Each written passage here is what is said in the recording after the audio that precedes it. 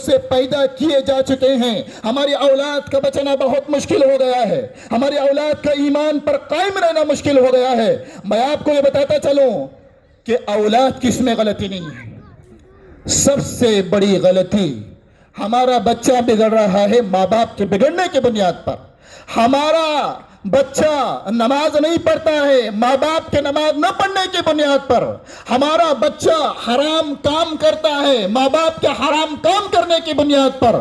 ہمارے بچے کے اندر گندی سوچ پیدا ہو چکی ہے باپ کے گندے حرکت کی بنیاد پر. ماں باپ اگر صحیح ہو, وہ ماں باپ اگر اپنے ایمان پر جمے رہیں, ماں باپ شریعت کی باؤنڈری کو پار نہ کریں, شریعت کے حدود میں اپنے آپ کو پالیں اور پوسیں اور اپنے آپ کو اللہ کے احکامات پر لاگو کریں اور اپنی زندگی کو اللہ کے احکامات پر چلائیں, یاد رکھیے ان کے بچے بھی دیندار, ان کے اولادیں بھی دیندار, اور اللہ تعالیٰ ان کے گھر میں برکتوں اور رحمتوں کا نزول فرماتا ہے. ایک تجربے کی روشنی میں دو باتیں ماں باپ سے کہہ کر میں اپنی بات ختم کرتا ہوں. پہلی بات, اگر ہم چاہتے ہیں کہ ہمارے بیٹی کی بنیادوں پر قائم رہے, ہر ماں چاہتی ہے, ہر ماں کی ایک طلب ہوتی ہے, ہر ماں راتوں میں اٹھ کر کے دعائیں مانگتی ہے, اے اللہ فتنوں کا زمانہ ہے, میری بیٹے کی عزت کی اور آبرو کی حفاظت فرما. کون ماں ایسی ہوگی, کون باپ ایسا ہوگا جو اپنی بیٹی کو آوارہ گردی کرتے دیکھے؟ کون ماں ایسی ہوگی, کون ایسا بے غیرت باپ ہوگا جو اپنے بیٹے کو گندے کام کرتا ہوا دیکھے؟ کون ماں اور باپ ایسے ہوں گے جو اپنی اولاد کو بگڑتا ہوا دیکھے؟ ہر ماں چاہے وہ انگوٹا چھاپ کیوں نہ ہو, ہر ماں ہر باپ چاہے وہ رکشہ چلانے والا یا کوئی چھوٹا سا چھوٹا کاروبار کرنے والا کیوں نہ ہو, ہر باپ اور ہر ماں چاہتے ہیں کہ میرے اولاد دینی بنیادوں پر قائم رہے. میں انگوٹا چھاپ میرا بچہ اچھا پڑھا لکھا رہے, مجھے دین کے بارے میں کچھ نہیں معلوم لیکن میرے اولاد دین کے بارے میں جانکاری حاصل کرے. مجھے نماز پڑھنا نہیں آتا لیکن میرا اولاد نماز پڑھنے والی بنے. ہر ماں ہر باپ یہی چاہتے ہیں, لیکن اس کے لیے سب سے پہلے ماں باپ کو بدلنا پڑے گا, ماں باپ کو سنبھلنا پڑے گا, ماں باپ کو بدلنا پڑے گا. ہم اپنے آپ کو بدلیں گے. سب سے پہلے باپ کو اپنے کمائی کی طرف توجہ دینی پڑے گی. یاد رکھیے میرے رب کے آقا حضرت محمد صلی اللہ علیہ وسلم نے بیان فرمایا, جب کوئی حرام کا ایک لقمہ اپنے پیٹ میں ڈالتا ہے, حرام کا ایک لقمہ, اللہ کے نبی صلی اللہ علیہ وسلم نے فرمایا اس کے 40 دن کی کوئی عبادت قابل قبول نہیں ہوگی. ایک لقمہ اگر کوئی کھاتا ہے, کتنے باپ ایسے ہیں حرام کمائی کا پیسہ کماتے ہیں, انٹرسٹ کا پیسہ لیتے ہیں, لون سے ناجائز پیسہ لیتے ہیں, خود بھی کھا رہے ہیں, اپنے چھوٹے چھوٹے معصوم بچوں کو بھی کھلا رہے ہیں, اپنی بیوی کو بھی کھلا رہے ہیں. ابھی 2 مہینے کا بچہ حرام کے پیسے سے دودھ لا رہا ہے, ابھی 2 مہینے کا بچہ حرام کے پیسے سے پاؤڈر لا رہا ہے, ابھی 2 مہینے کا بچہ پیدا ہوا حرام کے پیسے سے ڈیلیوری کرا رہا ہے, ابھی 2 مہینے کا بچہ حرام کے پیسے سے فلاں کام کرا رہا ہے. ہمارا بچہ مکتب میں پڑھے گا اور ہم اپنے بچوں کو اور بیوی کو حرام پیسہ کھلائیں گے تو ذرا آپ سوچیے اولاد کہاں سے پنپے گی اور ان کی ایمان کی حفاظت کے خطرے اور ان کے ایمان کی حفاظت کیسے ہوگی؟ تو سب سے پہلے میں باپ جن کے اولاد اللہ تعالیٰ نے عطا فرمائی ہے, جو کاروبار آپ کرتے ہیں وہ آپ کی ذمہ داری ہے. حلال کمائی کو تلاش کریں, چاہے حلال کمائی کمانے میں ہمیں کتنا پاپڑ بیلنا پڑے. حرام کمائی کا ایک قطرہ اگر پیٹ میں جائے گا, میرے نبی نے صحیح حدیث میں بیان فرمایا کہ 40 دن کی کوئی عبادت قبول نہیں ہوتی. ایک لقمہ جاتا ہے تو 40 دن کی عبادت قبول نہیں. 10 لقمے کھاتا ہے انسان تو کتنے سال زندگی بھی اگر وہ گزار لے, 60 سال بھی اگر گزار لے, 70 سال بھی اگر وہ گزار لے, تو اللہ کے یہاں اس کا ایک نماز, ایک روزہ اور ایک تراویح اور قرآن کی تلاوت اس کا قابل قبول نہیں ہوگا. صحیح مسلم کے اور ایک حدیث میں اللہ کے نبی صلی اللہ علیہ وسلم نے بیان فرمایا, ایک آدمی دعا کرتا ہے, پھٹے کپڑے پہنا ہوا ہے, بال بکھرے ہوئے ہیں اور کپڑے بھی صحیح نہیں ہے, پراگندہ بال, کھانے کو کچھ نہیں ہے, یا ربی کہتا ہے, اللہ کے سامنے دعا کرتا ہے, یا ربی اے میرے پروردگار, اے میرے پروردگار. صحیح مسلم کی صحیح حدیث میں اللہ کے نبی صلی اللہ علیہ وسلم نے بیان فرمایا, وَمَطْعَمُهُ حَرَامٌ, ومشربه حرام وملبسه حرام فأنا يستجاب لذلك او كما قال علیہ الصلوۃ والسلام. باپ دعا کرتا ہے مسجد میں بیٹھ کے, پھٹے پرانے کپڑے, پراگندہ حال, پریشان, گھر میں پرابلم, پریشانیاں, بیوی کی پرابلم, بچوں کی پرابلم اور کمائی نہیں, اس کا ٹینشن میں دعا کرتا ہے. اللہ کے نبی صلی اللہ علیہ وسلم آگے بیان فرماتے ہیں یہ اللہ کے سامنے رو رہا ہے, گڑ گڑا رہا ہے, اللہ کے سامنے ماتھا ٹیکتا ہے, رمضان میں تہجد پڑھتا ہے, لیکن اس کا جو کپڑا پہنا ہوا ہے وہ حرام کا ہے, جو کپڑا پہنا ہوا حرام کا, جو کھانا کھاتا ہے وہ حرام کا, جو پانی پیتا ہے وہ حرام کا. فَأَنَّا يُسْتَجَابُ لِذَلِكَ أَوْ كَمَا قَالَ عَلَيْهِ الصَّلَاةُ وَالسَّلَامُ. ذرا سوچو, اللہ کے سامنے تو رو رہا ہے, آنسو بہا رہا ہے, لیکن اس کے دعائیں کہاں قبول ہوگی؟ آج مردوں نے شارٹ کٹ میں پیسہ کمانے کا طریقہ سیکھا, اتنے سافٹ ویئر آ چکے ہیں, اتنے سوشل میڈیا پر پیسہ کمانے کے نئے نئے طریقے, نئے نئے ویب سائٹس آ چکے ہیں. علماء سے پوچھتے نہیں, عالموں سے مسئلہ نہیں پوچھتے کہ یہ کمائی میرے لیے حلال یا ہے حرام, اور اس کے ذریعے سے بہت سارا پیسہ اس میں انویسٹ کرتے ہیں اور حرام کا پیسہ لینے میں بڑا مزہ آتا ہے. اس سے پہلے جو بٹ کوائن کا مسئلہ تھا اور بھی اس طرح کے ہزاروں مسائل ہمارے سامنے آتے ہیں, سارے مسلمان اس میں پڑ گئے. اب ذرا سوچیے, وہ پیسہ ہمارے پاس آ رہا ہے, حرام کا پیسہ, وہی پیسہ ہم بیوی کو دے رہے ہیں, وہی پیسہ ہم عید کے کپڑے بھی خرید رہے ہیں, اسی پیسے سے اپنی بیٹی کی شادی بھی کر رہے ہیں, اسی بیٹی سے اپنے بیٹے کی اور بچے کی ایجوکیشن فیس بھر رہے ہیں, سارا حرام کا. اور ہم سوچ رہے ہیں کہ ہمارا بچہ ماشاءاللہ دیندار, ہم بھی دیندار, اور اللہ تعالیٰ نے ہمیں خوش رکھا ہے. یہ ظاہری خوشی ہے, مریں گے تو ایمان کے بغیر مریں گے, مریں گے تو موت ایمان کے بغیر آئے گی. حرام کا پیسہ, وہی پیسہ ہم چھوٹے بچوں کو کھلا رہے ہیں, اپنے معصوم بچوں کو لا کے کھلا رہے ہیں, اپنی بیویوں کو کھلا رہے ہیں. ذرا سوچئے, ہمارے بچے بڑے بنیں گے تو دین پر کیسے قائم رہیں گے؟ ہمارے بچے بڑے بن کر کے نمازیں کیسے پڑھیں گے؟ ان کا دل پاک کیسے ہوگا؟ میرے عزیز ماں اور بہنوں, ہمیں اپنے اولاد کی جیسے فکر کرنی ہے, اپنی بھی اسی طرح فکر کرنی ہے. میں پیرنٹ سے گزارش کروں گا, اپنے شوہر کے بارے میں معلوم ہو جائے کہ میرا شوہر حرام کمائی کرتا ہے, صحیح ترغیب دیجئے, اسے سمجھائیے محبت کے ساتھ. ہم 2 وقت کی روٹی نہیں کھائیں گے, کوئی مسئلہ نہیں, دال چٹنی کھا کر کے زندگی گزار لیں گے, لیکن حرام کا پیسہ ہمیں نہیں چاہیے. ہمیں حلال کا پیسہ چاہیے جس سے ہمارے پلنے والے بچوں کے دل پاکیزہ بنیں.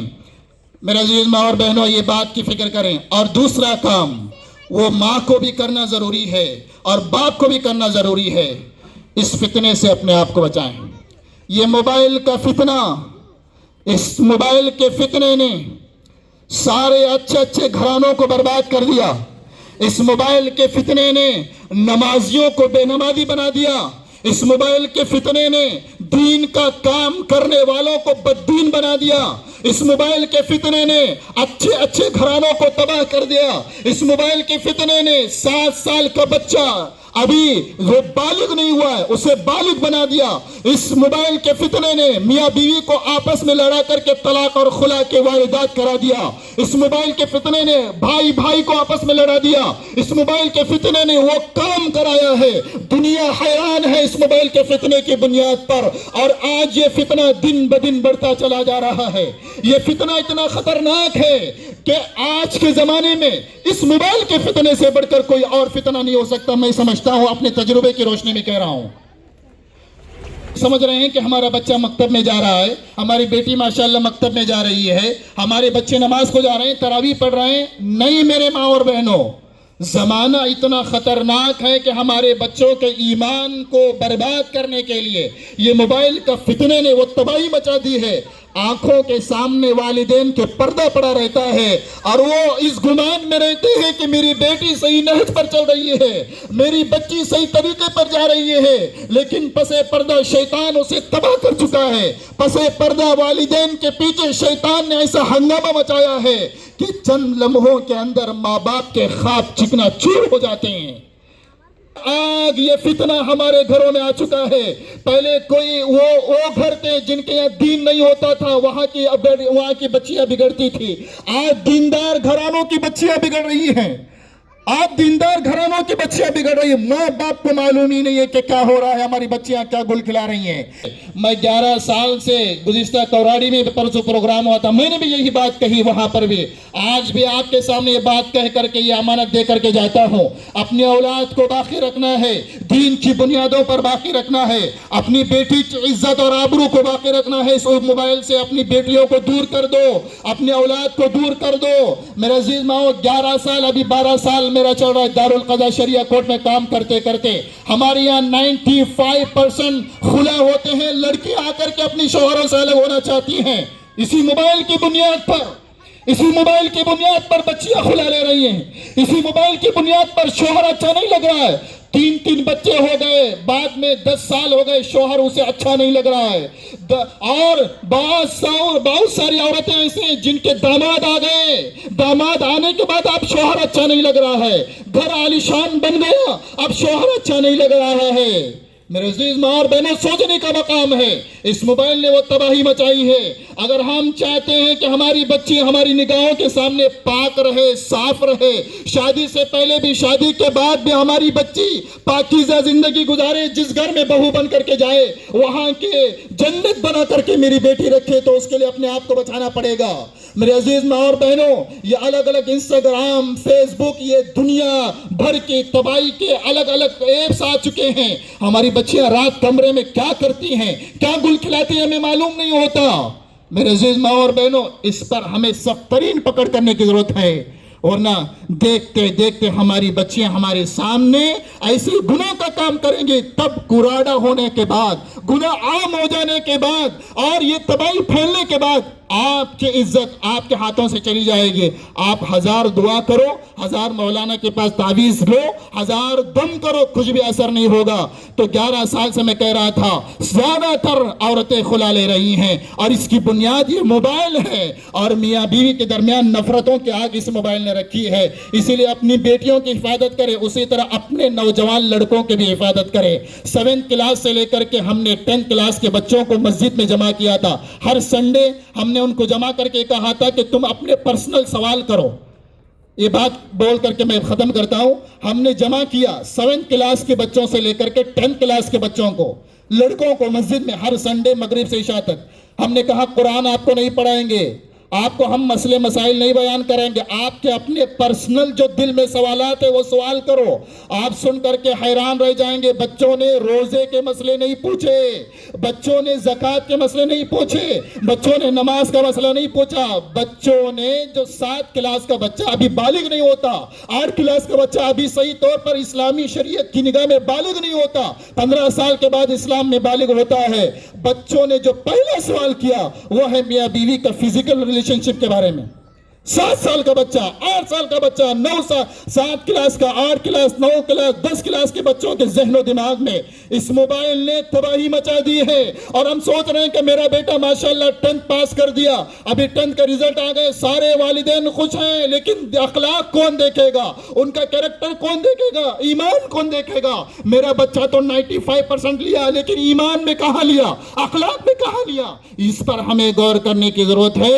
اسی لیے میں آئے ہوئے تمام ماؤں سے خاص طور پر گزارش کروں گا، اپنے اولاد کی تربیت کے تعلق سے خوب فکر کریں۔ آپ کا شوہر بیچارہ گلف میں کما رہا ہے، ایک روم میں 8 لوگ رہتے ہیں، گلف میں گرمی میں کماتا ہے آپ کا شوہر، اپنے ہاتھوں سے کھانا بناتا ہے، آپ کو چھوڑ کر کے، گاؤں کو چھوڑ کر کے، ساری چیزوں کو چھوڑ کر کے بیچارہ گلف میں کما رہا ہے۔ بہت سارے پیرنٹس باپ ایسے ہیں جو ریتی نکالتے ہیں، سمندر میں ڈوب کر ریتی نکالتے ہیں، اپنے آپ کو کالا بنا رہے ہیں۔ کتنے لوگ رکشہ چلا کر کے اپنے بیوی بچوں کا اپنا پیٹ پال رہے ہیں۔ لیکن میں ہر بیوی سے کہوں گا، جن کے شوہر جو قدر کریں نگاہ سے دیکھیں، ان کو قدر کی نگاہ سے دیکھیں، اپنے شوہر کی کمائی کو بیکار نہ سمجھیں۔ آپ کی ذمہ داری ہے اولاد کو سدھارنا، ان کی صحیح تربیت کرنا، یہ صحیح تربیت کرنے کی فکر کریں۔ اور یہ آج کے ماحول کے اعتبار سے جو باتیں میرے ذہن و دماغ کی میں نے آپ کے سامنے رکھی ہیں، میں آخر میں یہی گزارش کروں گا، اپنے اولاد کے تعلق سے صحیح تربیت کریں، شادی سے پہلے بھی،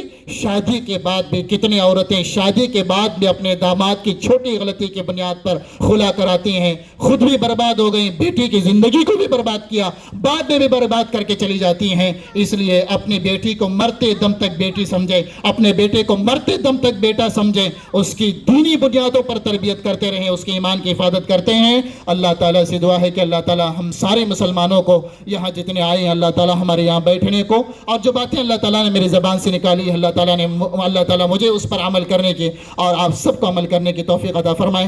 آخر میں دوبارہ یہاں کے ذمہ داروں کا شکریہ ادا کرتا ہوں، اس حسین موقع پر انہوں نے مجھے دعوت دی ہے۔ اللہ تعالیٰ ان ذمہ داروں کی، یہاں کے اساتذہ کی خدمات، پیرنٹس کو بھی قبول فرمائے۔ اللہ تعالیٰ ہر مسلمان نوجوان لڑکوں لڑکیوں تمام مسلمانوں کی یہ جو موبائل کے فتنہ ہے، اللہ تعالیٰ اس فتنے سے ہم سب کی حفاظت فرمائے۔ وآخر دعوانا ان الحمد للہ رب العالمین۔